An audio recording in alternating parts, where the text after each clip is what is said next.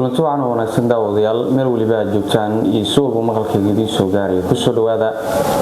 barnaamij gaar ah oo aan kaga hadlayno xaaladda guud ee magaalada Beledweyne si gaar ah halka dhibaato ay ka jira magaalada Beledweyne waxaan rabaa inaan kula wadaago dhibaatada ugu weyn ee dareemayaan shacabka reer Hiiraan waqtigan la joogo waxaan aad u jeedaan ama sawirkan idin muuqdo waa hubiga Shabeelle ee mara magaalada Beledweyne si gaar ah hubigan waxa uu dhex maraa buundaweyn meel loo yaqaan ee markaa ka tirsan magaalada Beledweyne waxaan aad u jeedaan hoos yaalo waa qashin oo dabcan ay sayd ugu soo shubeen maalmihii ugu dambeeyay shacabka reer Beledweyne hase yeeshee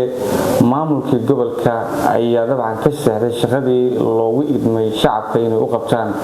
iyadoo isla markaana ay joojiyeen in markaa ay u shaqeeyaan shacabka magaalada Beledweyne halkan dabcan waa buundada hoosteeda dadka intooda ugu badan reer Beledweyne waxay isticmaalaan webiga Shabeelle ee mara magaalada Beledweyne maamulkii ugu horeeyay duqda magaalada Beledweyne oo dabcan loo xil saaray in markaasi wax ay ka qabato magaalada Beledweyne way ka shaqaatay dhawaan ay ahayd markii isku soo sawirtay buundada dabcan oo markaasi qaar kamid ah wariyaasha gobolka ay ka baahiyeen